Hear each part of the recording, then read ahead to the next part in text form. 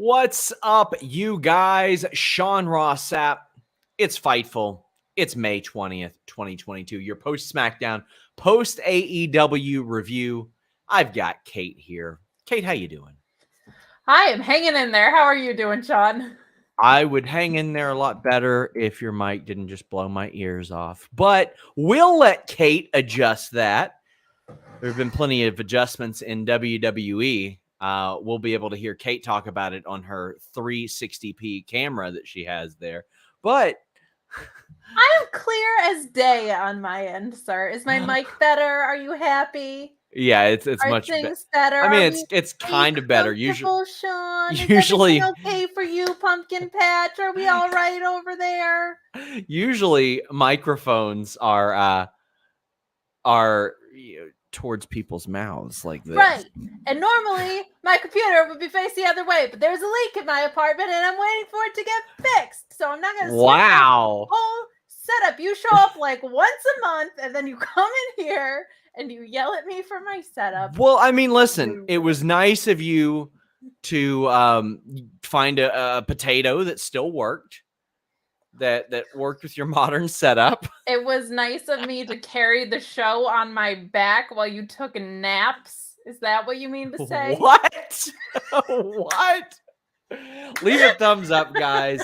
To address last night's Impact show, yes, we're very sorry that Joel Pearl hosted it in general. There's nothing more that we can say besides we're terribly sorry that you had to go through that. But if you saw anybody that streamed on YouTube last night, you probably saw that their live streams got marked private and then got locked. That happened across the board in YouTube.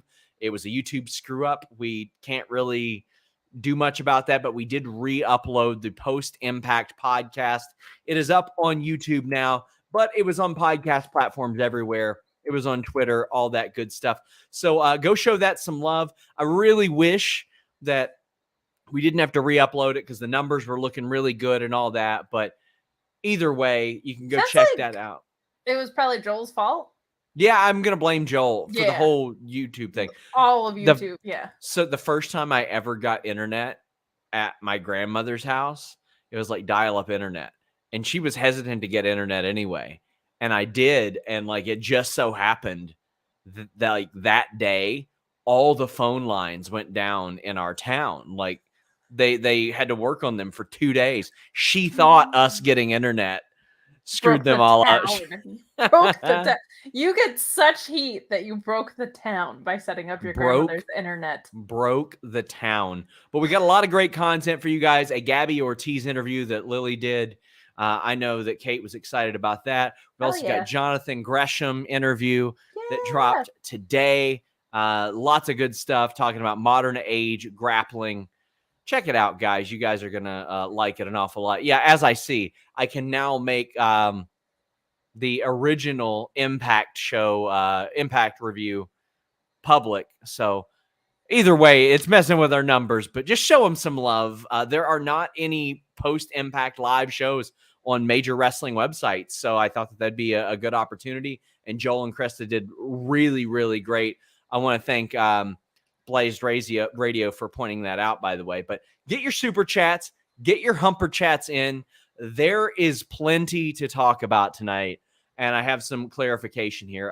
Fightful Select was the outlet that first kind of put it out there that Sasha and Naomi would be suspended. I got word right before the show that was going to be happening, and when I asked WWE about it, I was told, tune into SmackDown tonight on Fox. I was like, well, you knew I was going to anyway. You could have just set an embargo or something like, but okay. And Deshires says Sasha and Naomi merch has been rumored or removed from the site. Votlob says they pulled the shop pages. WWE Mark says they're taken off of WWE shop.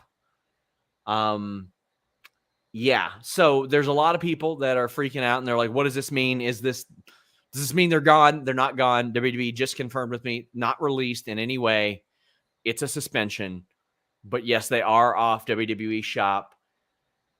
We're going to talk about this again throughout this show. That's how we handled it on Monday, was as it happened.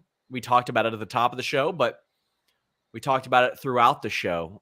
Get in your super chats, get in your humper chats, but please leave a thumbs up, share this video. Kate, your thoughts on really everything, because we haven't heard you talk about this with me. You talked about it with Alex, but everything, but specifically the suspension.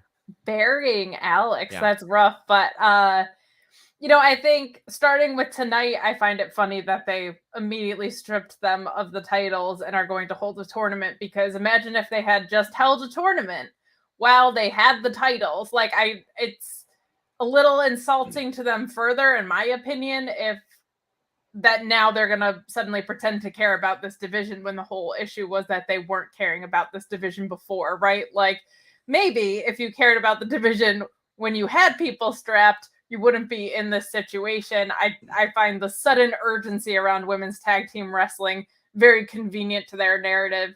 The whole guilt trip of them letting the fans down seems in very poor taste to me. This is pure Vince. Sorry to interrupt you. Pure Vince feeding stuff. Oh, yeah. And even when it had happened on Monday, the Corey Graves line of it being very unprofessional, I was like, well, that was spoon-fed by Vince, huh? Like, it all feels very much like it's between him and them playing out on television, which is odd. But I think it's really cool that they wanted to stand up for the division. They should be frustrated with the creative. The creative was terrible. Both of them have been creatively in the mud and well underutilized to their potential for a lot of their careers. I understand that Sasha was injury prone and stuff, but to me, she's the second biggest star in the company next to Roman. So the fact that you couldn't find a way to get her on the last pay-per-view and that you don't have any credible tag opponents for her is pretty ridiculous, in my opinion. I don't think you're asking for too much when you are asking for there to simply be a division. Otherwise, there's no difference between their tag belts and the tag belts that I can go and get on WWEshop.com, right? Like, it doesn't mean anything if there's no division to defend them against. And tag stuff being used as fodder for singles competition is A, tired, and B, why FTR walked out, to my knowledge. So, or yeah, at least, I mean, that seems to be the indication, is that they wanted to have something a little bit more. Why'd you adjust your mic there? Because you just chatted to me to adjust my mic, Shawn. Is this better? It's a lot better. I gotta teach a professional audio. Muted. Why do I gotta teach a professional podcaster how to use a microphone? Oh my gosh. Eloquent says, I hope if they come back, they don't force Sasha and Naomi to apologize to the fans or some nonsense like that. Me either. And guys, for those of you asking, I do not know their contract status. I did speak with Kazim Famuyade today, who was the person who pointed that out on the Ringer podcast, that he believed their deals were up soon. He said that he believes that information that he got, obviously, or else he wouldn't have said it. But I'm still working to find out. A tournament, they say. There are two teams. They'll put Carmella and Zelina back together for it. Oh, boy. Deshire says they got to have teams from NXT, right? I would be surprised if Casey and Caden weren't brought up. I thought they would be brought up like a year and a half ago, honestly. But Alan says this is how the Fed does it. They mess with your deal. No merch money. Yep, that's pretty much how that's where they do it. I mean, they pulled all CM Punk stuff off of there at one point, besides like texting gloves or something at one point. Mark says, Kate's bangs stay winning, unlike WWE's pretty immature nonsense regarding Sasha and Naomi. It was questionable. Like, when I was told about this, I was like, well, that makes sense that they'd be suspended. And also somebody had said, oh, well, Sasha's in Minnesota today. Somebody said, why is she there? And I jokingly said, she's a big Prince fan. And then it got posted on somebody's Instagram story. She was going to Prince's house. I thought that was like the only reason you could be in Minnesota. And I was right. I mean, yeah, no one's going to a Twins game anytime soon. Yeah, KE775 asks if we've seen the last of Sasha and Naomi. I don't think so at all. Sasha Banks, even if they end on bad terms now, they'll throw a bunch of money at her in the future to wrestle WrestleMania matches or something. Eloquent says, I wonder if WWE realizes Sasha's probably having a good chuckle out of all this. She knows she'll be just fine outside of WWE. I don't know if she's just a go-getter or she's got a great agent or what the deal is. But to me, it can't be an accident that, like, she's on Good Mythical Morning and she's on Cold as Balls with Kevin Hart and she's on The Mandalorian and she's on Hot Ones and she's doing all this. Like, that's the level of stuff that, like, nobody else is getting. Like, she is, I don't know who her representation is. I'm going to find out. But whoever's handling that for, whether it be WWE or somebody else, they're doing a really good job. JG Flores says, love you guys, but F this company. Sasha and Naomi don't deserve this slander. We've got Aziza saying Sasha was the only reason I still watch WWE. So now I guess now I have 5 hours of my week back. Well, I mean, she wasn't on for 5 hours every week, but we were going to go in and out of talking about this. And it won't take us long because we're talking about Shinsuke Nakamura facing Sami Zayn again, Kate. And we're going to be talking about a lot of rematches tonight. We're going to be talking about essentially only rematches tonight. But we're not going to be spending a lot of time talking about those rematches because guess what? You've seen this match before. It's good. We know it's good. The only talking point I had for their last match was that Sami Zayn wore the shirt. Guess what? He's still wearing the damn Bloodline shirt. It's great. It's funny. But I saw this match a few weeks ago. It ended by count out. They played off of that. And then Shinsuke Nakamura won. Does this lead to Nakamura getting a title shot against Roman Reigns? I would hope so, but it doesn't seem like it's going to be. I feel like it's going to end up being Matt Riddle or Randy Orton. Going into SummerSlam, I just feel like they don't value Shinsuke Nakamura enough for that, maybe for Money in the Bank, but my guess is that that feud, despite me wanting it to be done, is not going to be. I think we're just going to see one-offs of the tag teams because that's just what they tend to do now. It is what they tend to do, and Sami Zayn was not happy that he lost this match. Nakamura moving up that ladder a little bit, but I wish they would have him move up the ladder by wrestling more than like once since WrestleMania or twice since WrestleMania. I want to see him work. I want to see him wrestle and win matches if this is what they're set for. Or get this, when he had the IC title, wrestle matches. Yeah, that would have helped. That would have been neat. Jake asks why you're catering to a GCW jobber. Did Denise win that match either? I'm pretty sure she didn't. Alan says you didn't win. This doesn't have to do with Denise. This has to do with you, and you jobbed. Oh, me, the guy who went face to face with Josh Barnett, and he didn't do shit. Did you win? Yeah, I didn't get pinned. I didn't get submitted. Alan Mark says Joel Pearl's a powerful mofo. He broke all of YouTube. Go Joel. Well, at least someone's rooting for the damage that he causes. Let's not go calling Joel powerful. Okay, take it easy. It's the weekend.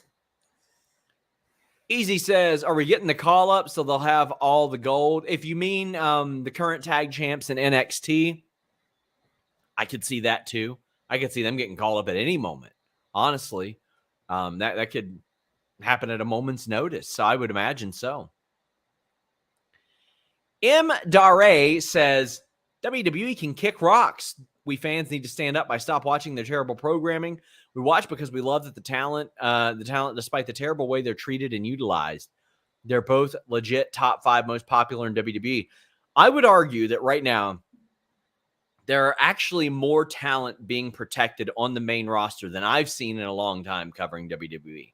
You've got Gunther. As of now, they haven't screwed him up. Cody, Roman Reigns. Drew is being pretty well protected as well. And that's about it. You got 4 people, but those and Bianca's protected as well. But other than that, it's kind of out there. But the women's tag division has never been booked good. It's never been booked consistently well from the time that they had the titles. And that's unfortunate. That's unfortunate. No, Josh especially. said, go ahead, sorry. I was just gonna say, especially considering like how many times Sasha's been the victim of that, right? At least 2, I think 3 times now. So that's ridiculous. And then pretty much everything else between has been like filler reigns.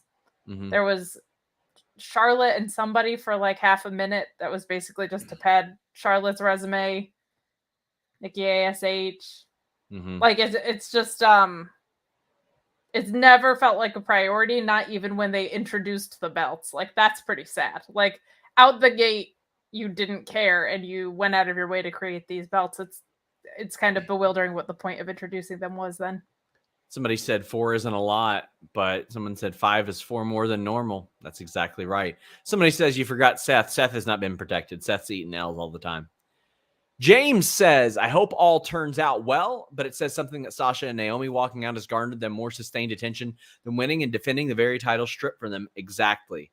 When the buzz is more about what's not happening than what is happening, that doesn't bode well for the quality of your programming. And it's because of the quality of the programming that is such a talking point, because people believe that it should be something that's stood up about. And Joel Wood asked about the contracts being up.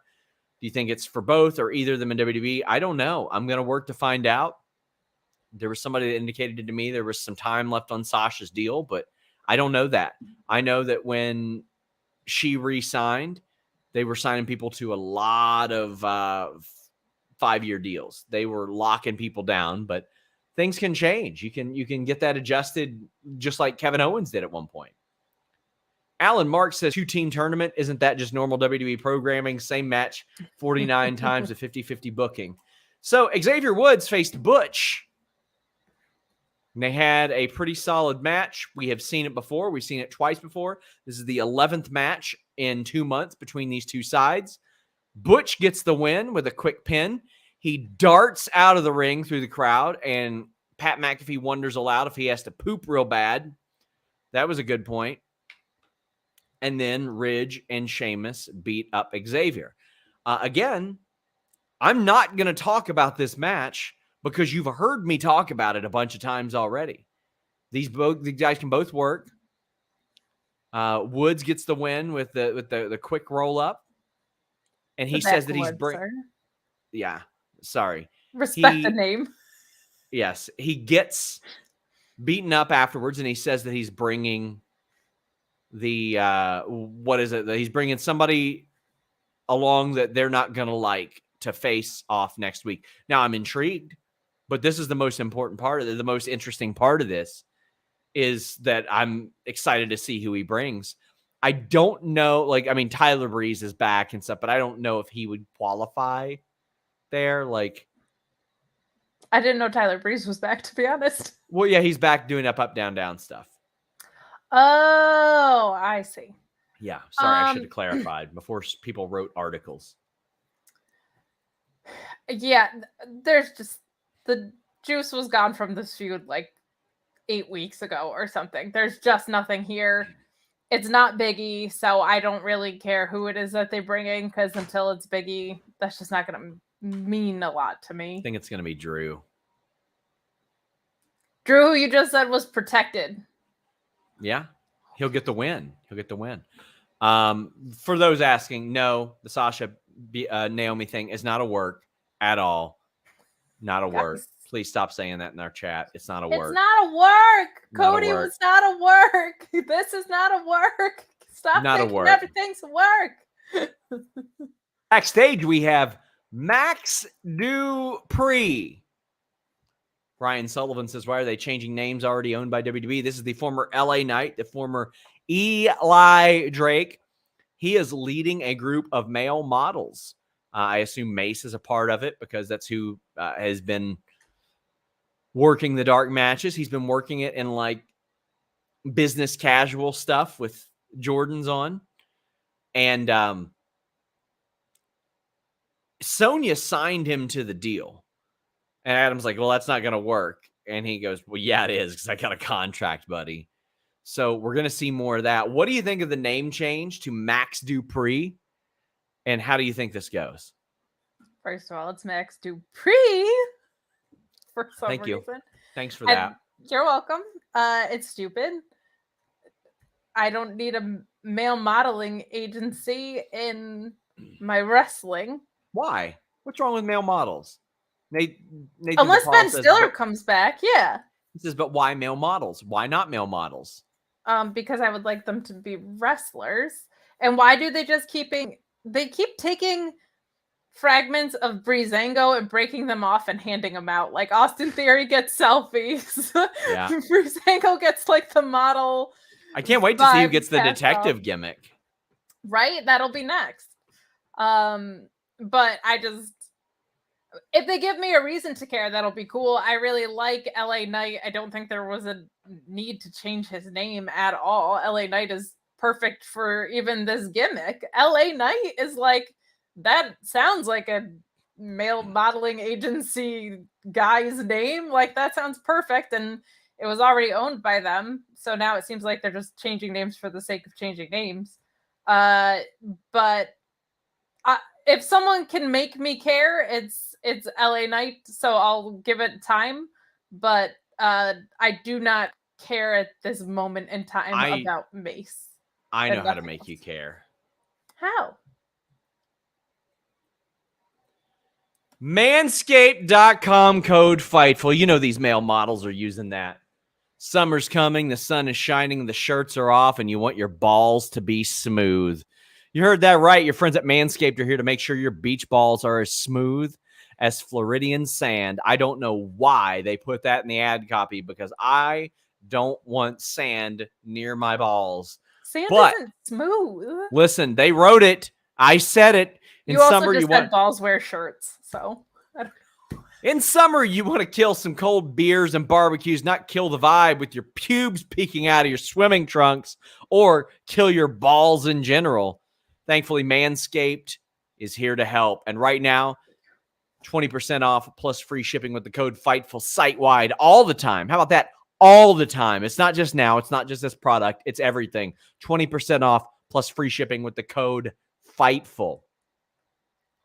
You know the drill.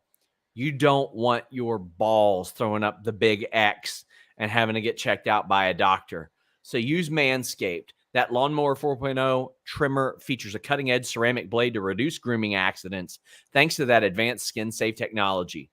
Has a 7,000 RPM motor to the point to where, you know, that girl's going to walk up to you and say, that thing got a Hemi? No, it's got a 7,000 RPM motor.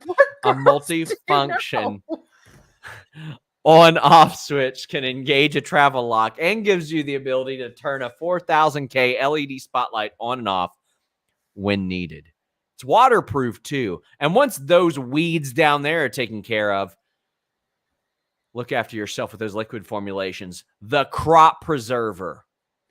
It's ball deodorant, my friends. Stay cool in the heat. It's got soothing aloe vera formula. That way you don't have a sweaty sack. They even threw in 2 free gifts into their Performance Package 4.0. The Manscaped Boxers and the Shed Travel Bag that bring your comfort to another level. They got everything from shears. They got pristine nail cutters and tweezers and grooming scissors to help you getting it look good. Manscaped and the code Fightful get you 20% off. Somebody asked if it was a Joe Dirt reference. Yes, it was. It was. You've seen Joe Dirt, right? Yes, but I don't love it the way you love it, Shawn. Why not? I think I saw it like 15 years ago once in college. You should watch it again. Should watch it again. I learned very valuable lessons from that. I know you did, and you passed them on to Jeremy because you're a sweetheart.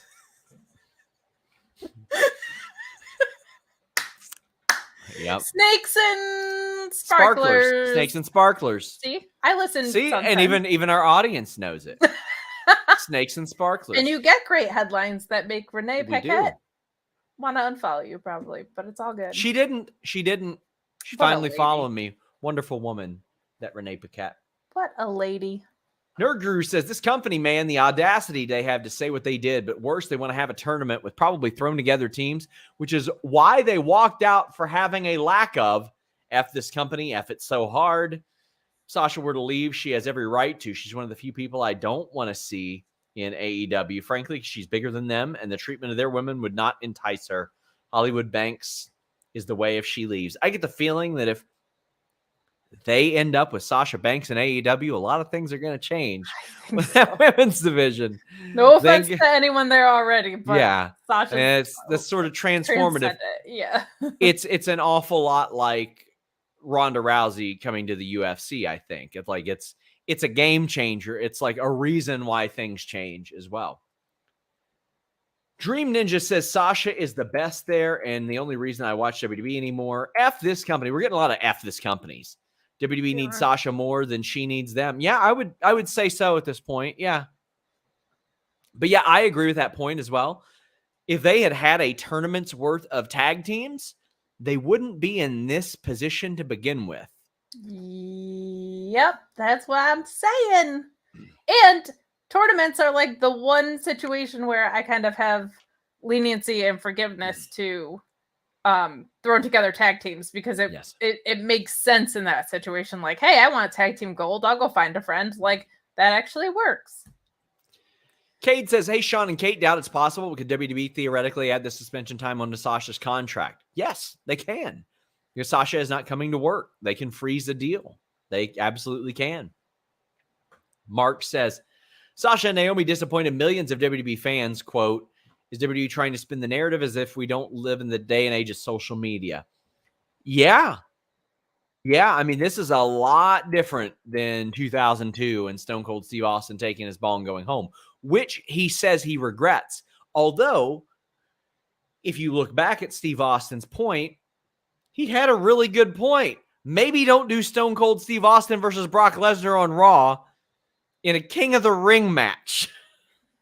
Like, maybe put that on pay-per-view. Maybe have that be the finals instead of a 5-minute match against RVD at King of the Ring.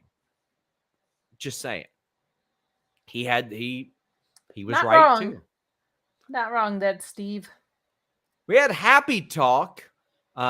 Corbin cut a really dramatic, like, I don't want to say emotional, serious promo about Madcap Moss and ridding WWE of Madcap Moss. And then you hear slot machines and all this goofy shit as music hits. I was like, it kind of undermined the tone of the promo. And then, oh no, someone has destroyed the Andre the Giant trophy. Whatever will they do? Which has launched careers, according to them. There's been one person who has won a WWE title after that, and that's Braun Strowman. And let me tell you, he ain't feeling very launched right now, even though he's getting that Nottingham money from Authors of Pain, or Legion of Pain is their name now. He's getting that money right now. Good for him. It has not launched any careers. Cesaro's gone. Matt Hardy's gone. Mojo's gone. Braun is gone. Who else we got? Just Jay. Jay is the only one that won that's in the company. No, Madcap, Jay, and Corbin. But Corbin. 5 of the 8 are gone. 5 of the 8 are gone. And look, Colin Jost is losing a bunch of coworkers tomorrow. He doesn't get to hang out with Pete Davidson anymore. So, like, is he really winning? Bryan, Kate McKinnon. Yeah. The big bald wolf, like, that's where who could possibly care, Shawn? Like, it sucks. And it's not Corbin's fault. It's just that this has just been so run into the ground. Even when they played the highlight of him doing the chair maneuver, I was like, all that did was show me how gimmicked the chair was. Yeah. Playing it over and over again made it very apparent. It's bad. Jake says, does Corbin have dirt on Vince? Like, caught him with a hooker or something? Why is he always on my TV? I always say this. I didn't understand it until I was there live, and I heard the kind of boos that Corbin gets live. I could see why Vince would be in Gorilla and say, okay. I don't have a problem with Corbin. I have a problem with this nonsense. Yeah. Follow-up says, why are you naming people from the WES show in UK, Mojo, Braun, etc.? I think there's a lot of good names on there. I like Mike Bennett. I like Cross. I think that Cross, Kalisto, and Jonah match is fascinating. Like, who would have thought to put them together? Lana's wrestling on that show. Nia's wrestling on that show after we didn't think she was ever going to wrestle again. Deanna and Chelsea teaming up. I think there's a lot of interesting stuff on there. I think it's like a lot of people are quick to dunk on it, but there's some stuff I'm interested in there. If you are attracted to women, Lana has an OnlyFans launch today. I'm just letting people know. Brand Army. I got some info about it. That one of the people from Brand Army was saying that she was breaking like their one-day record. Big shocker. My goodness. Big shocker. Yeah. But Joy McElroy says Sasha and Bayley carried WWE through the Biodome. They certainly did. Bayley, especially, like, they leaned on her heavily. She gave an awful lot to that company. Shauna says, what does WWE hope to gain from going public against Sasha and Naomi? The public seems to be not on the side of WWE. It looks bad. Some people are. I mean, that's the thing. Some people are. And they want stakeholders to be. So they have to say that, right? Yeah. And truthfully, they're not wrong about the breach of contract part. Like, that part they're right about. The guilt trip to the fans part is wrong. But, like, they are contracted to do a job that they didn't do. So that part they have a leg to stand on. I just don't like how it's being framed. Max Dupree says that Rene Dupree is looking different in 2022. No, really, Google Rene Dupree these days. He's looking a lot different in 2022. I think he's still like 36 or something. Really? Like, oh yeah. Like, he was 19 when he was in, no, he's like 38. He was 19 when he was in WWE. Like, it was pretty wild that they brought him on that early. JW Pringle says, it's like this company is run by a crazy old rich man. What's that? Oh, it is? Kate, pass the gabagoo. Hey!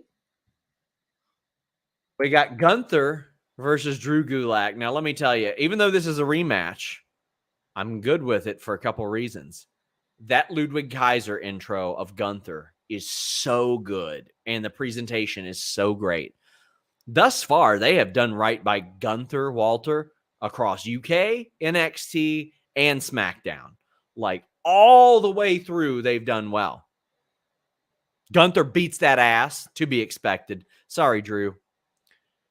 The interesting part is that Ricochet comes out afterwards. Now, what I hope doesn't happen is they just have Gunther win a championship contenders match. Just put him in there for the IC title and have this guy win the IC title and then have him murder people as IC champion. I would love that, Kate. I am all for Gunther continuing to destroy people. Bummer it's got to be Drew Gulak, but he's real goddamn good at it. And I want to see this guy win the IC title. I want to see a badass 10-minute match between these two. So yes and no. I feel like in a show of rematches, you couldn't even find somebody different to John to Walter. Come on. Fair. Like, let me see who is available. One other guy. And I just feel like they said Ricochet was going to get this big push, and they haven't really done anything with his reign, which is a mega bummer because Ricochet is like a real life superhero. I don't know if you've heard. Mansoor would have been great here. Mansoor totally would have been different presentation than Drew Gulak. Like, that would have been fun. One of the Viking Raiders, one of Los Lotharios, Jinder, Shanky, doesn't matter. I mean, I don't think that Gunther cares if somebody's nice or not nice to fans. There were like 7 or 8 other people they could have used here. Yes, I agree. Yeah, and like a rematch of a squash is the worst type of rematch. It was one of the best squashes I've ever seen, though. Like, it was, but because of that, it makes no sense that there would be a rematch. It was not a spirited competition in any way. I mean, that last one was Coco Beware Patriot levels of ass whooping, and if you don't know what I'm talking about, go watch it. This was fun stuff. Matt says, can't believe WWE did what they did to Sasha and Naomi. If the contract rumors are true, they aren't coming back. I promise you guys, I'm going to work to find out as much I can about the contract stuff. But if they're suspended, I'd be shocked if their contracts weren't frozen. Valab says that Renee is living his best life in Japan, wrestling in Noah now. Well, good for him. Josh says you're not going to stand for Shawn's bullying. She fought a gang of bears once. Yeah, I did. Wow. I fought them all off. One of them got a little part of my lip, but other than that, me, Brian Danielson, and Masha Slamovich, we fight bears. Just how it goes. Habib Nurmagomedov does as well. Jennifer says, just some love and a reminder to take care of yourselves. Great to see your faces. Thank you for being amazing, Shawn and Kate, and all of Fightful. We truly appreciate all of you, like, so much. Thank you all. You all are the best. Our select numbers shot back up through the roof this month. I mean, I expected in summer to lose a bunch of subscriptions because people are going out, but they've recovered very nicely. So thank you guys so much. Jake says, logically, I understand, but WWE isn't so logical. So it's pretty stupid, the fact that Cody willingly came back to this company. Can't wait to see him cash in Money in the Bank on the 24/7 title. Jake, I do not think that'll happen. I mean, honestly, I'm rather optimistic that they're booking like 5 people at one time competently, because that, to me, that's like them chewing gum and walking at the same time. I'm just shocked. I'm shocked that you think they're booking 5 people competently. They are. And by that, I mean they're just not losing on TV, which is about as much as I can ask for out of them. So backstage, Shotzi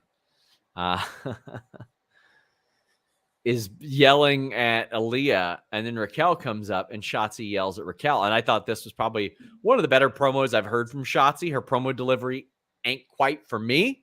So I thought this was really, really good, and it was really emotional and probably has some truth in it.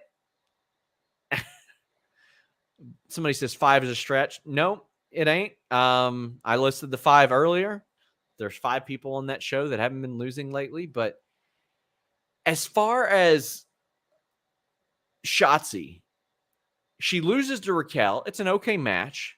Raquel is being protected. I don't think last week hurt her a damn bit. In fact, it probably made her look better because she hung in there with Ronda Rousey, had a great title match.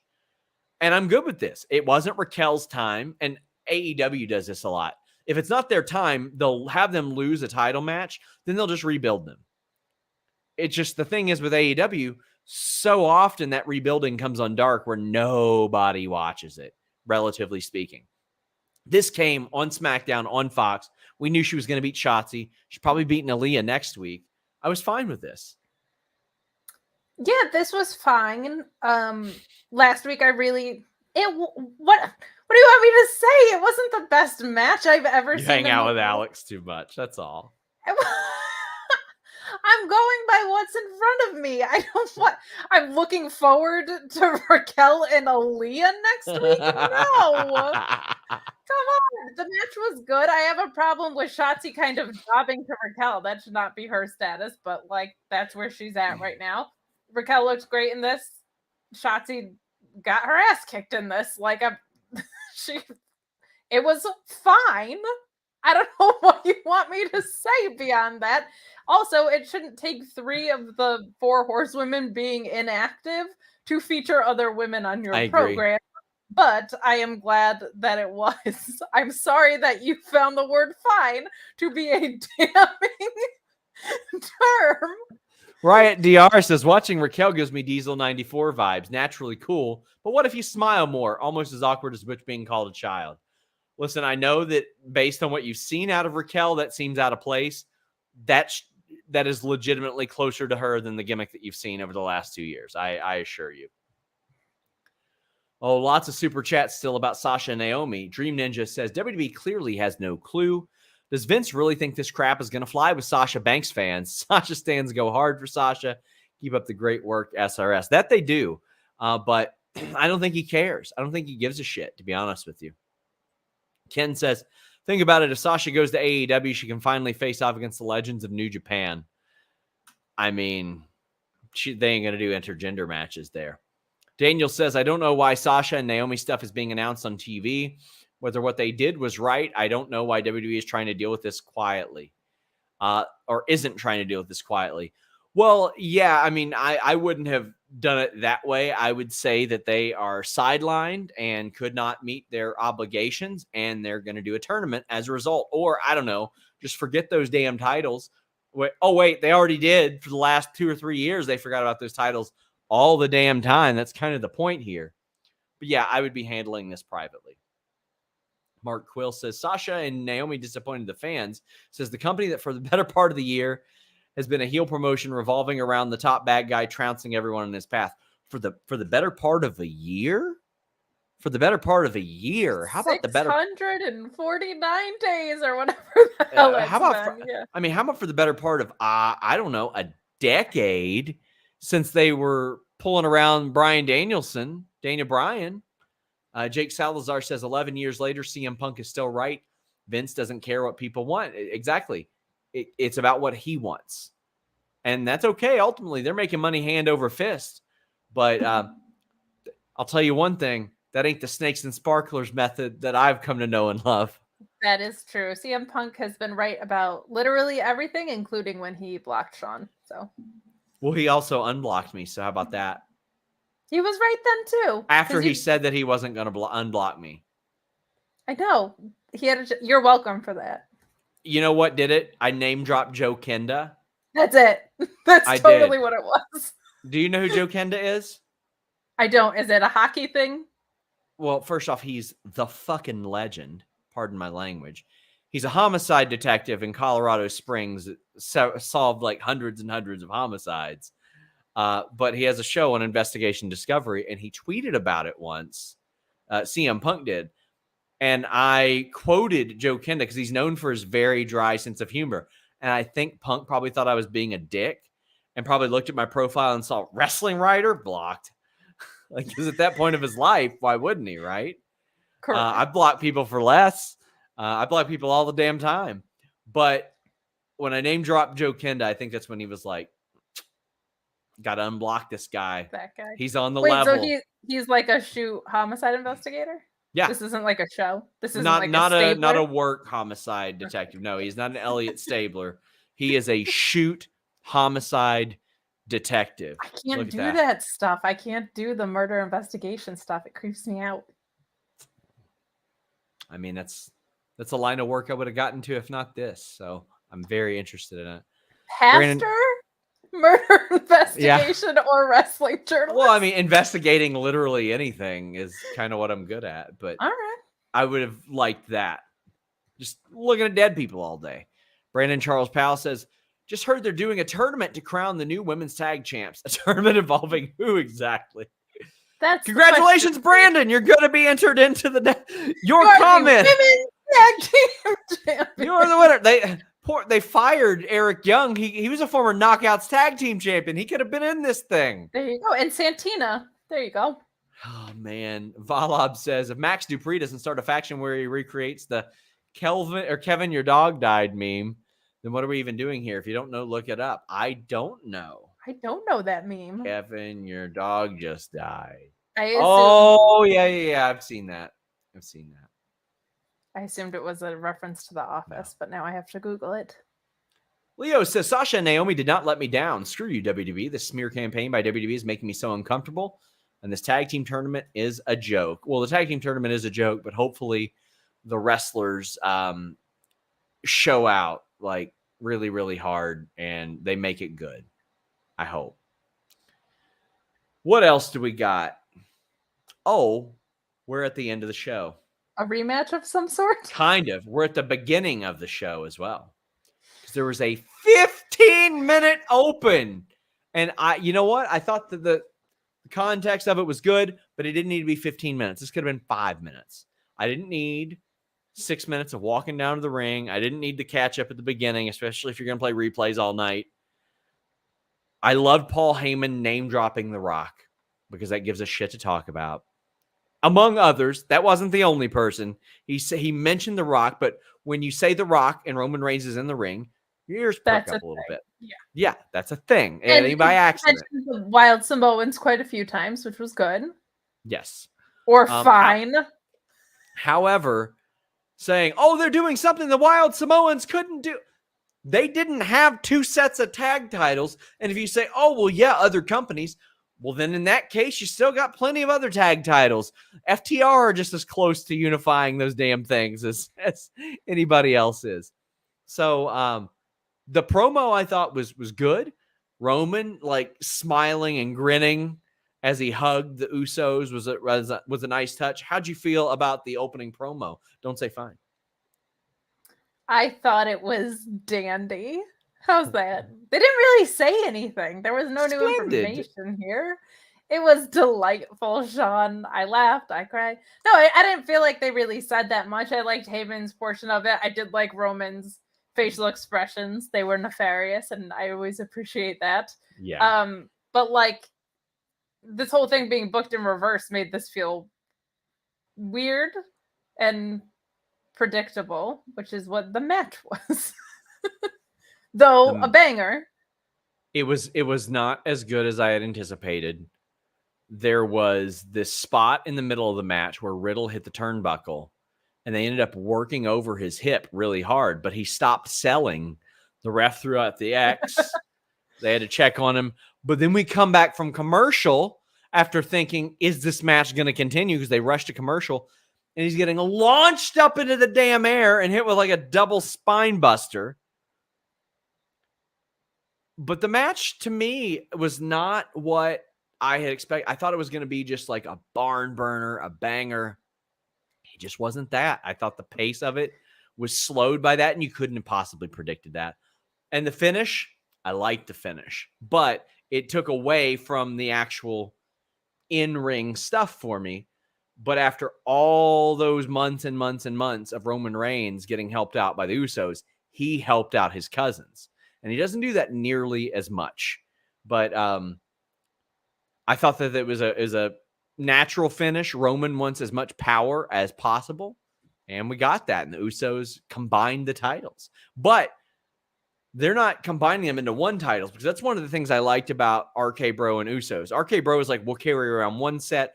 Usos are like, no, we're going to do as much as possible. We're going to have titles on every shoulder possible. Like they wanted it to be as gaudy about it as they could be, just like Roman. What'd you feel about this? I thought it was fine. It was just fine. I thought it was going to be a lot better. Yeah. This had like main event feel going into it. And because the 6-man was so great, like one of the best matches I've ever seen, great. Yeah. My expectations were extremely high, so maybe that's partly on me. But I felt like the match was only okay. I did like toward the end when I think it was Jimmy was going to the top rope and Jimmy Van? Yeah. Oh, wow. Jimmy Van going to the top rope. Very versatile guy. He was going to the Jimmy Uso was going to the top rope, and look, if you're not going to do a Samoa Joe walkaway spot, which is my favorite spot in all of wrestling, the next best thing is to go meet them up at the top rope when they're taking forever, which is what Riddle went to do. So I appreciate little psychology things like that Riddle's really good at.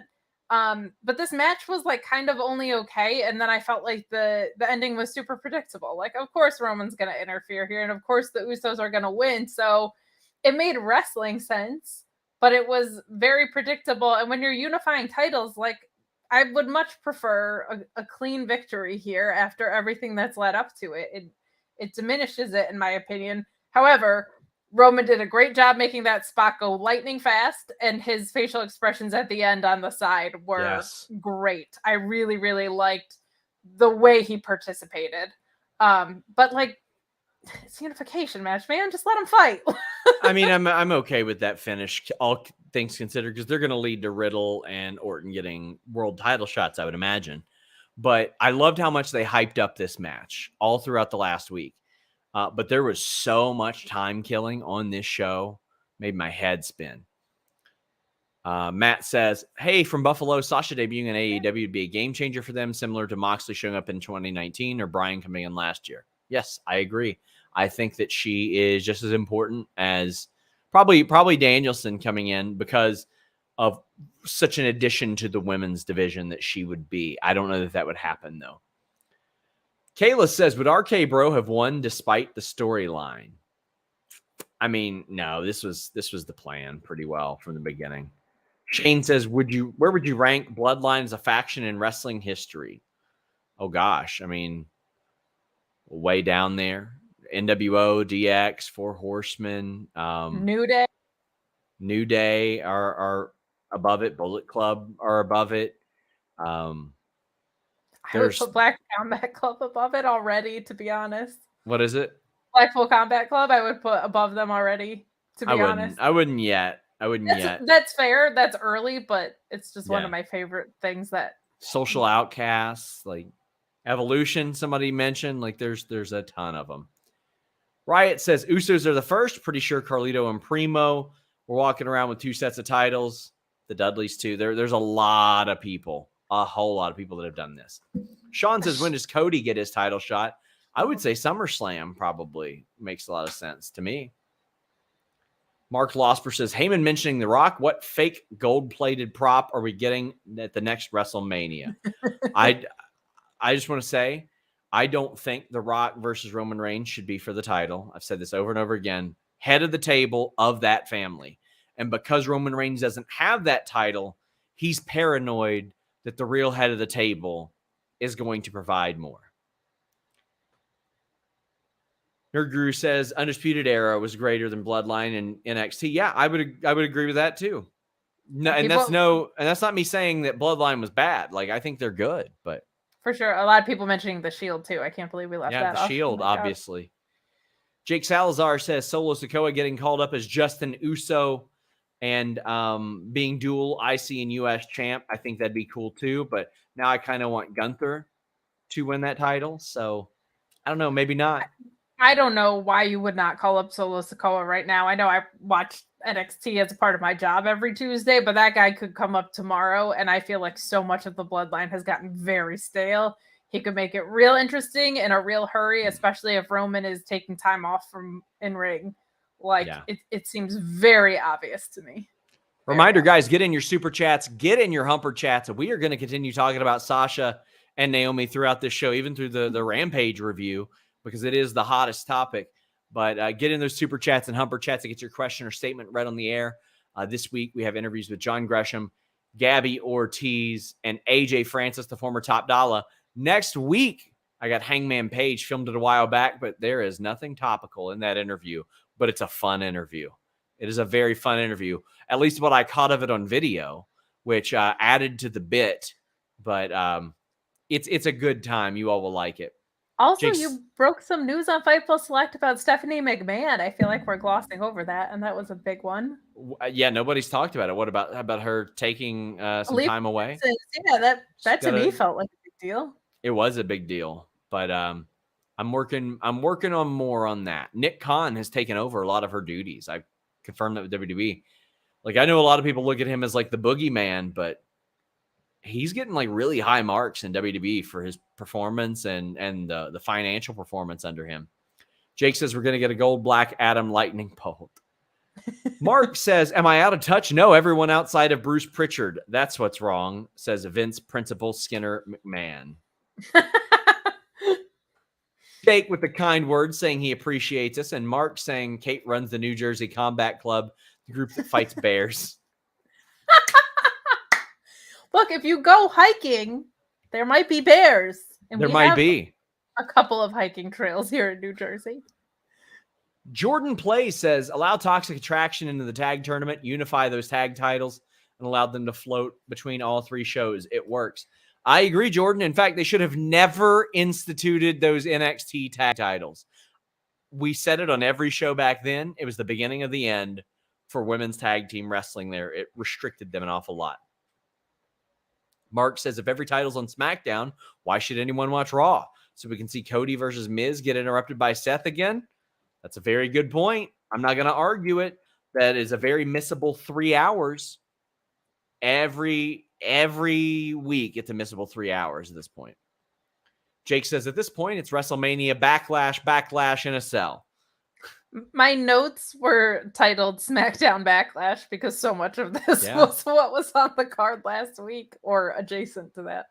Joel says that Sasha wants to be booked on top and she wants the division to be booked strong. It would take 6 months of AEW women's booking to send her into retirement. Joel, I mean, I know that's an easy dunk, but acting like that wouldn't completely transform the way that they booked things, I think is disingenuous. If you've got somebody like Sasha, that changes an awful lot of stuff. And I would even argue that there's been improvements since Toni Storm showed up. Yeah. I think the tournament's been all right, but we'll talk about that. Nerd Guru says, CM Punk, you will apologize to me for them because they can't be here right now and they can't stand up to you and they can't let their voice be heard. I'm CM Punk, voice of the voiceless, and you will apologize and you will like it. There you go. My heart. Jake says, but they're booking Cody well, huh, Shawn? Yes, they are. I think they are booking Cody exceptionally well. He's going out there. He's allowed to speak in his own voice. He's winning matches. He's winning matches against marquee talent. He's not losing matches. He is very clearly on a track to becoming WWE champion. They are allowing him to reference history with his father. I hope that he references the fact that Seth Rollins cost him a title that his brother and his father both won in the past because he can make it mean something. Yes, I think they're doing very right by Cody right now, especially by WWE standards. It's Vinny fine. Muted. Vinny says, being a WWE fan and watching this show with your audience comments is like watching Fox News or MSNBC. Don't know which one. Anyway, love you guys. Sure. I don't know what that means, but I mean, I think we try to keep our criticism substantive. yeah. Right? Yeah. Yes.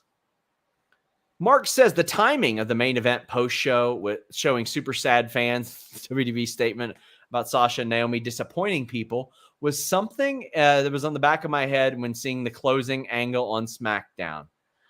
Yeah, that they went off the air beating RK Bro's ass, and like that demeanor, it reflected a lot of the audience at home, although for categorically different reasons. It wasn't the concern for RK Bro as people a little pissy over Sasha and Naomi. Mark says, Sasha's complaint has never been about wanting to be booked on top. It's been about the quality of the division. That's what led FTR out the door. They were given the tag titles, and they were like, oh, all right. Well, how about all this money, too? And they're like, no, it's not about that. It's about changing what we're doing and doing something special. Anthony says, I get WWE trying to protect their image, but they're going out of their way to paint Sasha and Naomi in a negative light. Yes, they are. Again, this is something that I would handle internally. I was not in there to hear what was said, but I would certainly handle it better internally. We're going to have placed. You sound okay, but it's taking up like your whole chin. What is it? Your mic is taking up like your whole chin. I think we'll be all right as long as I sound okay. But either way, you sound fine. We got AEW Rampage to talk about. We've got more Sasha and Naomi super chats, humper chats to read. I'm loving this 7 p.m. time. I just wish it was full time. Always. For always. Always. But alas, it is not. And next week we go back to the normal time. And well, I definitely do. I know. I legit have a booking I'm supposed to go to next Friday night too. I had somebody ask me to come to a show. So you know what, Shawn? You can work here 16 days a year, 365 days a year. You could have Santa Claus's schedule even one day a year. All right. I'm still gonna. Well, you know the great thing about Santa Claus. I hit him up. Oh, and he was like, yeah, he's like, I wish. He was like, you know what I like? Being able to watch all my favorite shows. But you know what I hate? The fact that every year I got to sit there on that sleigh and get geo-blocked and geo-restricted because I'm out of my home area. And I said, no way, homeboy. NordVPN.com/Fightful. The fastest VPN in the world. The fastest in the world. Even the North Pole. Asher, Dancer, Prancer, Vixen, Comet, Cupid, Donner, Blitzen, even that red-nosed son of a bitch Rudolph knows that. NordVPN.com/Fightful. You get a great deal, an additional month free. And how about this? 30-day money-back guarantee. Can you believe that? Can you believe it? I can't believe it, Shawn. They got that threat protection. Block online trackers. block annoying pop-up ads, block malware, and avoid geo restriction. You want to know the thing that I like about this day and age, Kate? Right now, flight prices are insane. And if you've been shopping for flights, they'll hike the price up on you because they know that you've been shopping for it. You can avoid price discrimination. If you forgot to get your kid a Turbo Man doll, get on nordvpn.com/Fightful and get that Turbo Man doll.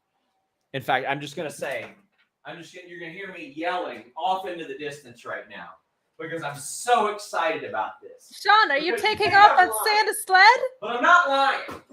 I'm not lying about this. We believe you, Shawn. We believe you. A Turbo Man doll because you don't get price discrimination.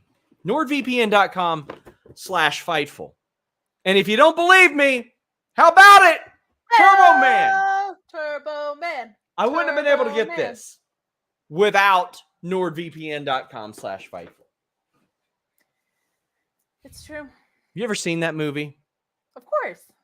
Okay. I'm a big Christmas mark. If there's a Christmas movie out there, I've probably seen it. L King says, huge pop for the NordVPN thread. Take my money. They agreed to work with us through the end of the year. I can't tell you how happy that makes me. The fact that you all are signing up for NordVPN, which I truly use every single day. And they were like, let's go through the end of the year. It makes me so happy. They have invested in a lot of our shows. And one of the things has been like, well, maybe there's going to be audience fatigue. And so far, they haven't seen it. So thank you all so much. But these are actually at Walmart. So I saw somebody getting one, and I don't collect many figures these days, but I wanted a Turbo Man because I loved Jingle All the Way when I was little. But I was in a group, and somebody local bragged about buying like 6 of them. They bought the whole stock. And I was like, did you watch the movie? Didn't you learn anything? You piece of shit. Wow. This is what led to Sinbad and Arnold Schwarzenegger going at it the whole time. It's true. People like that. And I wasn't about to leave with Booster. But instead. Did you get it during the holiday mine will be season? Mine will be nestled safely under my tree. Oh. You bought it. You're going to wrap it for yourself? Probably. That's sweet. Mark Losper says, maybe it's the color of my skin screaming, but I'm reasonably confident they wouldn't be treating Sasha and Naomi like this if they looked different. That's hard for me to say. Austin got treated pretty rough when he was on his way out.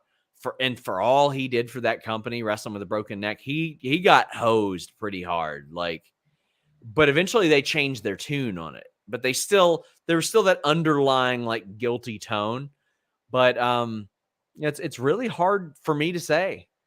Mark Quill listen to Grapsody. I'm sure they'll talk about it a bunch. Like, I'm a big believer in listening to Black people about Black issues for sure. Yeah, but absolutely. I completely understand that. Even just in reaction I've seen online, I saw a lot of like, good for Toni Storm for walking out when she's creatively frustrated, and criticism on the other side. That's definitely something that exists out there. But sure. I think there is a bit of a difference. Like, one of the things that a veteran said to me is nobody's ever walked out during a show before, much less one they were booked on. And they even said Austin didn't even do that. But William Washington, Righteous Reg, hell yeah, Phil Lindsay on Grapsody Saturday at noon. You want to listen to those voices. Mark Quill says, let the Turbo Man do the rest of the show for you, Shawn. Maybe me and Turbo Man can host next week since you're leaving me again. Or you could call yourself Turbo Man. And why would I call myself that? Because the show's going to be shitty without me.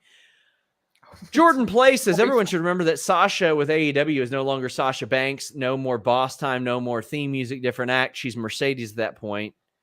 I think Mercedes is a hell of a ring name, honestly. That's quite the ring name. And she's still her. And she can still do a lot of the presentation. We're going to talk AEW Rampage. And again, We're going to be talking about Sasha and Naomi throughout this. Get in your super chats, get in your humper chats. House of Black beat Dark Order and Fuego. We got this was more competitive than I thought. I didn't think that this was going to be. Somebody says that joke was Madcap Moss level, Shawn. Jeez. Well, I'm great. I can't even make a big bald wolf joke, though, because your hair looks fantastic today. Thanks. I paid a lot for the haircut. Shout out to Wise Guys in Lexington. But this match was more competitive than I thought, and I don't know if it needed to be competitive with the personnel involved. Like, I, right now, sadly, am not interested in Dark Order. For some reason, Stu leaving, or them allowing that to happen, it took so much away from me because, that was one of the things. People didn't leave the Dark Order. It was intact. And, man. I feel like that's why it might have been competitive, though. I think maybe you don't want to piss off the remaining members that you do have, and you don't want them to feel like they're fading into oblivion, even though they're a little creatively lost in the shuffle right now. Yeah. There were some spots that I liked. The slingshot wheelbarrow suplex was ridiculous. That was great. The Fuego dies spot came much earlier in the show. Normally, I feel like that's around the third match. That DDT on the apron was ridiculous. And just anytime Malachi Black strikes someone, I'm like, I believe that hurts real bad. Yes. So that was fun. I'm looking forward to the feud that this was setting up, right? I think that's going to be a much more compelling match. But I was kind of glad to see that this was given some time. And I love House of Black a lot. FTR promo, they accept the challenge of Roppongi Vice, and they said, well, you know what? We'll defend this title against you guys. We don't mind because that gets us closer to the AEW tag titles and the IWGP tag titles, and we want both of those too. This was easy, and they said, you guys think a lot of stuff is funny. We don't, so you better come and be serious. And I love that because this is two great teams going at it. I thought this was simple and effective. Yeah, they're really good at, yes, I'll accept this match because it X, Y, or Z, right? Puts me closer to these tag titles, puts me closer to those tag titles. Everything they do feels justified and important. Very quick setup. I'm very much looking forward to that match, too. I really like Roppongi Vice, and their theme is a banger. Spears takes on Big Damo. Now, I don't read spoilers for Rampage, so I can be a little bit excited. I was surprised by this, and I thought, well, damn, that's a good one. That is a very good one. Haven't signed him, but good gosh, that was fast. That match was like a couple minutes, it felt like. I don't know how it was live, but that was way too short for me, being that it was Damo. I don't think they did him any favors there. I mean, the spot on the outside looked good. Putting him on TV is good. I'm happy for the guy. He's a truly wonderful dude. Spears should have absolutely won. It's just, I was like, damn, I feel like a couple of minutes could have been taken from the 6-man, made that a little bit more dominant, put it here, made Big Damo look a little bit better, but have Spears be like, I can pull it off, man. I'm a crafty veteran. Still, I liked it, and him hitting the C4 looked great. Agreed. Could have been a little bit longer. The no selling in the beginning, I was kind of on. I don't always love that, but I'm also wildly hypocritical because whenever Eddie Kingston doesn't sell a chop, I love it. And whenever Sting no sells, I pop for it. So it's just a matter of taste, I guess, with whoever's in there. But great to see him on my screen. This was a good, convincing win for Spears. The promo after I thought was perfectly suitable. This is one of those Rampage matches that just keeps things moving along, and I'm fine with that on Rampage. Not everything has to be in-depth storytelling devices. We can just keep stuff moving. That's fine. Tom LaValle says the best squash I'll ever see is next week in a cage on Dynamite. That is very true. The Bucks challenged the Hardys. It's set for Double or Nothing. I like this. I hope the match goes well. This is common sense. You do this match. You got to do this match on the last run, what Jeff Hardy tells me, of the Hardy Boys. This is a dream match. Yes. Do it. And do I think it'll be as good as it was 5 years ago? No. But do I have high hopes? I do.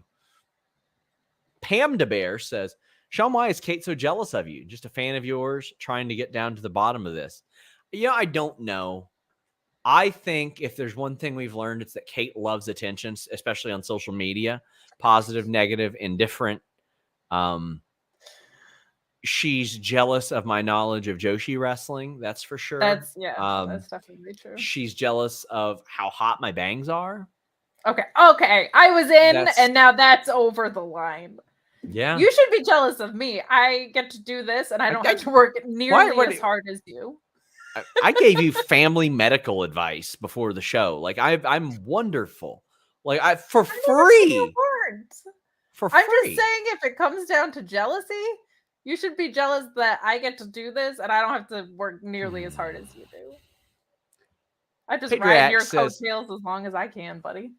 Hey, Padriac says the issue with Sasha and AEW isn't present women's booking. It's if TK would stop her if he tried to improve it like she is in WWE. I think he'd cooperate.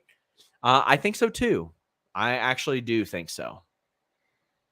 Just Johnny says, and I think it's a great point too. Like if there are issues that are raised to him, and I haven't had any women in AEW outright tell me that they've brought that up to Tony. So I guess if there are any out there, there are plenty that watch this show. Hit us up and tell me how it went. Well, there's a correlation there too, which is if they were going to sign Sasha, they are going to have to spend a lot of money on signing Sasha. And so they're probably going to get their money's worth, which consequently means it should be booked better, I think. Speaking of Britt, Tony promo, little common shit talking before their match. I like this. This is a marquee match in that tournament. So it's good to put them on here. I want to say, mentioning the Double or Nothing matches that got announced. I'm glad they announced these on Rampage because it feels like there's some newsworthy stuff that emerges from it. Agreed. I agree with all of that. And it felt like there were quite a few that got set today. We got Jade, we got FTR, we got Hardys and Young Bucks. Death Triangle, I didn't even mention at the end of that match. They came out with the terrible looking tombstone and revealed that. But we also got Anna Jay versus Jade Cargill, Double or Nothing TBS title. That surprised me, but Anna's won like her last 12 matches. Now most of them are tag matches, and most of them are on Dark, and most of them you didn't watch. And I hate that they do that because I just kind of forgot about her for a while. But what do you think of them booking Anna Jay and Jade? I think Anna Jay was Jade's first really solid match. So I think it's good that if you're going to go back to that well, you go back to the well of somebody who it was a successful match with, which is good. But that does feel like they're setting up something else for Jade. Like somebody's coming in or something's going to happen. I'm team bringing Malcolm Bivens as Stokely Hathaway to manage her. Maybe it happens after that. But it feels like Anna Jay and Jade is not going to be the story around what's happening there. It just feels like pay-per-view moment, Jade's undefeated, like something is going to develop further with that story. It feels like to me, kind of like how with Christian and Kenny the second time around, it was ended up not being about them at all, right? It became about Adam Cole and Danielson real quick. Kind of has that vibe to me. So I don't mind that match. I just think that at the end of it, that's not going to be what the story is. Clickbait it. Statlander, Red Velvet. Shot Kid says, I liked Red and Chris before, but I'm even more into them and their in-ring work since Chris got serious and Red turned heel. I think Chris's work since she came back from injury has been really, really awesome. Agreed. Like that's been a lot of fun. How'd you feel about this match? I thought the match was solid. Chris rules. I liked the near falls being so close. Like, I love that stuff. Like, you can kick out at 2.9 a million times in a match and I'll bite. So that was nice, especially with them. But Chris is just, since she came back from injury, like you said, like she was good before that. She's been great since. And she, in my opinion, has grown tremendously in ability to work with women who are significantly smaller than her. I felt like on the indies, she really made her name in intergender matches. So her versatility of who she's able to work and how she's been able to work with them, I feel like has just been off the charts lately. So this match was really good. Chris is great. And I liked the alien stuff, but I feel like the women's division is in need of grounded wrestlers and characters right now. So I'm into this kind of, I have the David Bowie face paint and that's it. And then I'm serious. I'm in on that version of Chris. And I liked Ruby on commentary here too. Yeah, I did too. And her making the save afterwards was nice. Tom LaValle says, I'd like to see Anna, Ruby, and Chris take on the baddies after Double or Nothing. Then let the baddies go over and go big. Give Kiera an ROH title shot after. What I fear is that we'll end up getting into like, oh God, Anna and Ty Conti versus the Bunny and Penelope territory where it's that over and over and over and over again. But I would love to see a short program. Andrew says TK should be doing more with Anna Jay. Happy for her. She's still getting those reps in. She's still relatively new. I also forgot. I was just looking at my notes here. At one point, Jericho said, it's disgusting that she would use the numbers game to her advantage.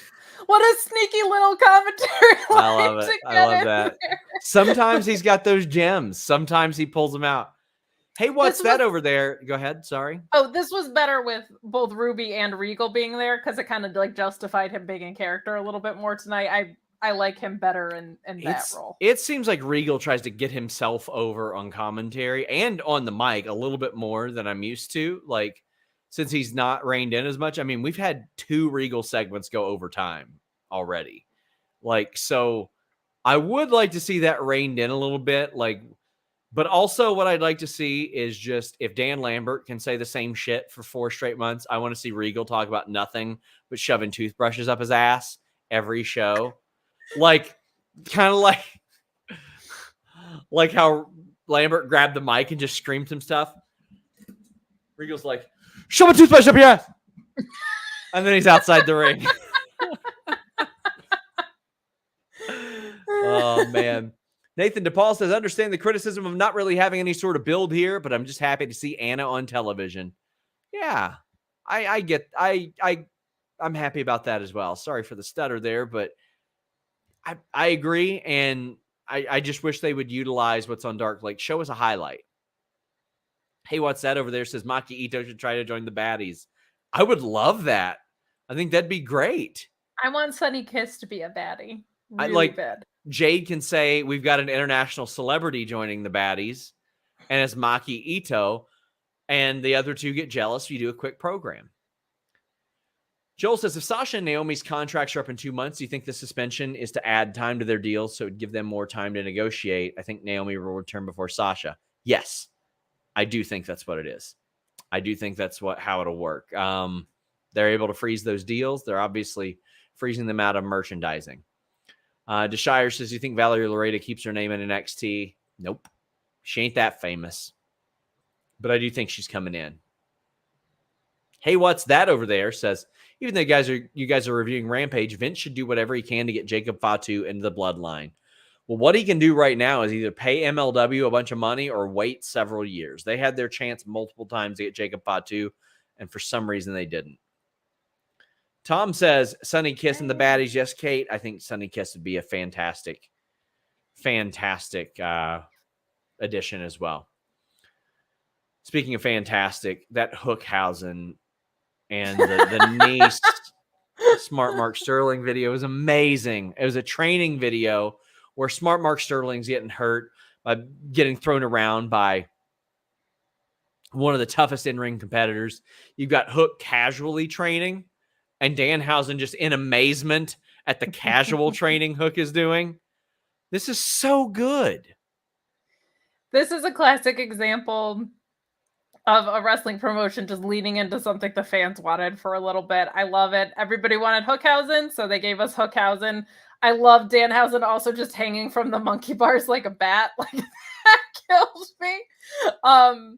What a fun asset and a fun way to offset like the serious badassness presence of Hook. Like, it's just been a lot of fun, and I like it when people lean into stuff that the fans want to see, even when it's stuff that's not for me. I'm like, if 2 wrestlers want to do it and the fans want to see it, go do it. Yeah, I agree. This was a lot of fun. Orion Ben says, That training montage was great. Van Twinblade says, we are HOOKHAUSENs. And he also says, I get to meet Shaza Sunday. Do you want a picture of her holding the Shaza Fears SRS thing on the whiteboard? Yes, please. Bury her. Bury her. Booking next Friday, you in a diner with Shaza? No, but somebody asked, actually, Muscle Man Malcolm, I did an interview with him. Go check it out. He asked 5 people who I would like to work, and Shaza was on the list. Like, I'm going to do some more wrestling in the future if my neck holds up. Like, but there's like maybe 5 people I really want to work, and Shaza's one of them, but I'll have to wait until she comes back, probably. Won't get to. Maven stole my opportunity to check her off the bucket list. I was supposed to kick her in the head as I was coming down the ramp at GCW, and Maven carried her out. And like when she got to the back, I was like, oh no, that was one of my good heel spots. But we got Just Johnny saying, do you think the way that Michael Cole delivered the news tonight caused friction between himself and other roster members such as Bayley? How's backstage morale with this situation? It was a straight up burial for their reputation. I've not heard of any friction between anybody delivering the lines and the people that have to deliver them and talent. I just haven't. Most of these people know that it's just people doing their jobs. I've not heard any of that yet. I'm sure that Michael Cole and Corey Graves will address that directly with Sasha and Naomi. We have Hey What's That over there saying Hook, Orange Cassidy, Danhausen, Yano, 4-way at Forbidden Door would be great. It would be great. I think that'd be a lot of fun. Hook playing off of those guys would be fantastic. I'll tell you what's not fantastic, this TNT title bullshit. What can I say about this? Okay, so Kazarian's there hanging out with Sami, who he likes for some reason. And Sami isn't giving Scorpio Sky his title back. Instead, he's beating it up with a sledgehammer. And we're supposed to believe that anybody gives a shit about this. Well, newsflash, everybody in the world knows you can get a new title bout. Well, how do we know that? Because they were running around with fucking 2 of them on the show for months. I had to mute my mic. I've got the asthma. Anyway, not only did they have 2 of them, Kate, Dan Lambert's got the other one. Thank you. And if he would stop talking about people fucking for 5 minutes, maybe he could run to the gym and bring it back. What the hell? I mean, it is a landmark event in that he did not call Tay Conti a whore on television today. So we do have that going for us. But, yeah. I can't wait for him to be like, and before long, William Regal's going to be shoving toothbrushes up Ty's ass. Like, it's going to happen. It's going to happen. Don't put that out there into the world. This is what Joel does, and then the bad things come true, and then I have to cry. Yeah, no, this is bad. I want to root for Scorpio Sky. I don't know why he's still like leaning into the heel thing. I get Kazarian being on the other side of things because the enemy of my enemy is my friend or whatever it is. But it's kind of weird that he was like hanging out with him in the parking lot. I did, however, laugh hysterically when Sami and Tay were just making out real hard. Yeah. That was funny. That was really funny. But it's also, I was like, man, Lambert has the second belt, and also there's a belt on BTE. You know what I mean? Like, and this wasn't Brody's belt, thank God. But like, who cares, kind of? Like, I feel like this is probably an excuse to get Scorpio a Laker belt, like a yellow and purple belt, but I don't know.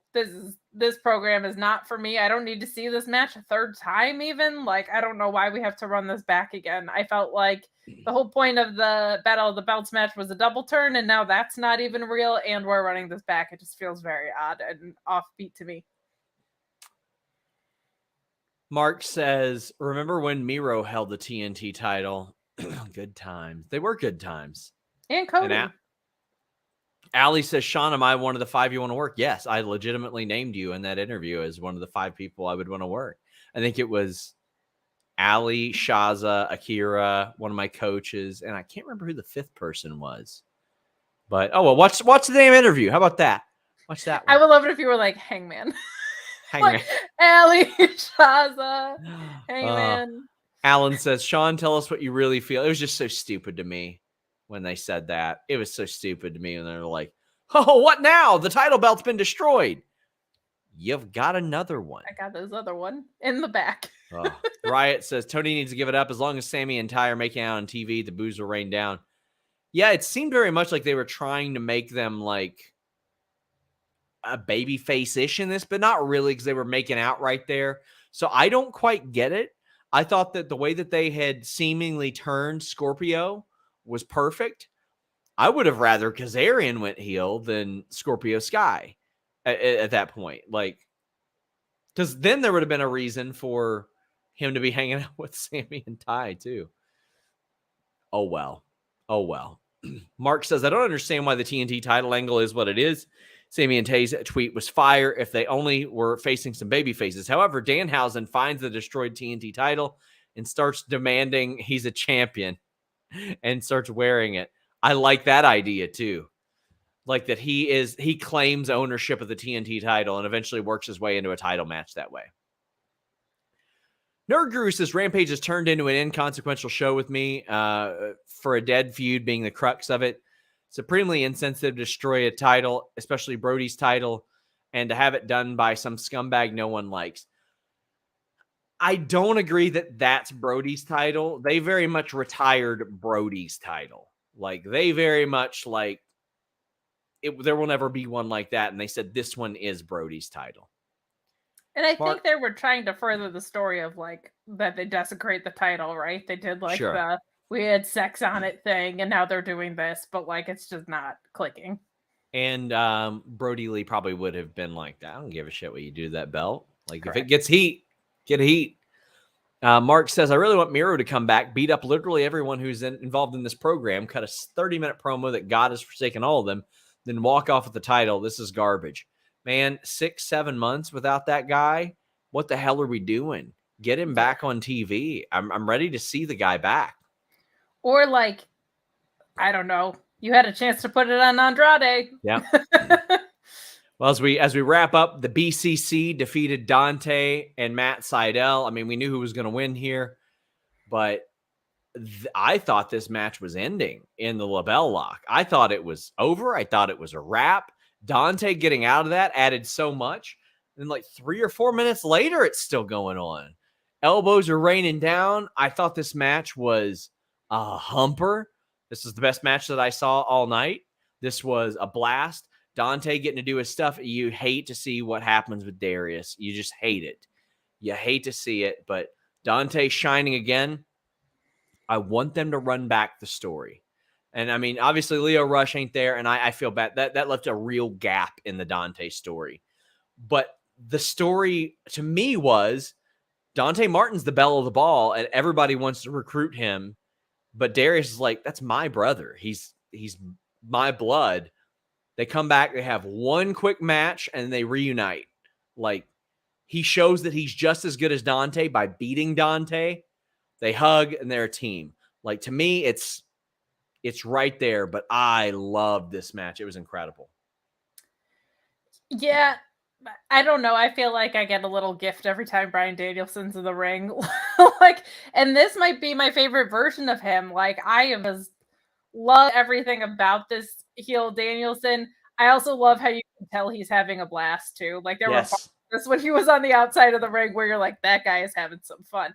We found out a couple minutes later he would not be, as his leg ended up getting crushed. But I think it's a work.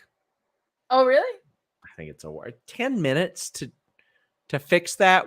And if they were really trying to get him out of there, is Moxley going to be in the middle of it? No, they'd have a goddamn crew there. I'm not buying that. I didn't really read about it, to be honest. They're going to have Moxley out there pushing the ramp with his leg. It was like after a 15-minute match. I'm not buying it. But I loved this match.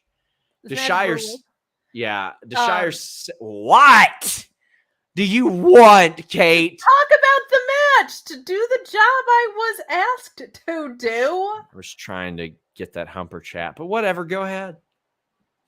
I was also going to say it was fine, and I liked Regal on commentary a lot. So you can suck it. I really liked when he said the thing that he shoved a toothbrush up his ass. That he shoved a toothbrush up his ass. That he shoved your toothbrush up his ass and your toothbrush up his ass. No, that he had said, I'm familiar with everybody here. Like he had done a really good job of saying that. I'm familiar with you, Jericho. I'm familiar with everybody in the ring. And I really liked when Jericho said something like, you think I suck? And he was like, no. I know how great you are, but I also know how to beat you. Like, just really, really good stuff on commentary. I don't want him ringed in. Give me all the Regal that a girl can have. Mark Quill says Bryan Danielson getting himself stuck in the stage on purpose kind of tracks. He's the same guy who talked about tree sperm so happily. On that weird note, enjoy the weekend, Kate, Shawn, and everyone else. Got some time off this weekend. Very excited. But lots of Fightful Select scoops coming your way. As always, we've had so much this week. We have more on Tessa and Wow's shit. that dog shit that's going on there. It's a mess. Make sure you guys leave a thumbs up. DeShire says they're trying so hard to be like Lita and Edge, being Sami and Tay. I think it's a little more like obnoxious. And hey, what's that over there says, I hope after the LA show we get to face Sky, or we get Sky doing open challenges against Swerve, Andrade, Buddy, Matt, and Malachi. Yeah, there's a lot of talent that's right there and ready to go. I don't think you need to do the same thing over and over and over again. But hey, if you all don't want to do the same thing over and over again, Fightful is for you, especially Fightful Select. Not just exclusive news. We've got over, I think, 7-8 shows a week now. Show reviews, Q&A shows. I'm going to do an AMA over there, a text AMA this weekend. So you guys can just ask questions and I'll answer them. Mark says, ending super chat for all my Australian people. Please vote election day. This one is important. Everybody vote election day. Educate yourself and do so. Kate, what do you got going on? Well, every Tuesday you can catch me with Alex after NXT doing whatever the heck we're doing. You can catch me on Wednesdays on the Mark Order podcast where we talk all things Elite. Fridays, I'm always here, Shawn. But I will also be hitting the commentary desk at Excite Wrestling on June 5th once again. So very excited to return to my hometown. And I'm on Sour Grap starting right after the show, or Alex is just saying Sour Grap starts right after the show. I don't know. I'll find out along with you guys. Well, it sounds like you're going to be on the show. Tune in, FightfulSelect.com. I want to thank our sponsors, Manscaped. Use that code Fightful. And NordVPN.com/Fightful.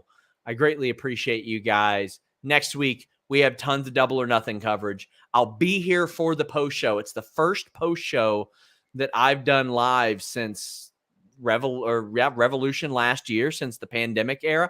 I don't even think I was on those. I wasn't on those because I was doing the post scrum after that. But I'll be on them a lot more. They've prohibited live streaming from those for the media. So I'm going to be here doing all these post shows. I'll be joined by Julie Cutler. I'm doing a prediction show with Andrea Hangst. Austin says, I like people believing works again. Roman's shoulder, Brian's leg, Riddle's hip. Almost like the best wrestlers in the world are good. I think the Riddle thing was more of a precautionary thing. But guys, until next time, we're out.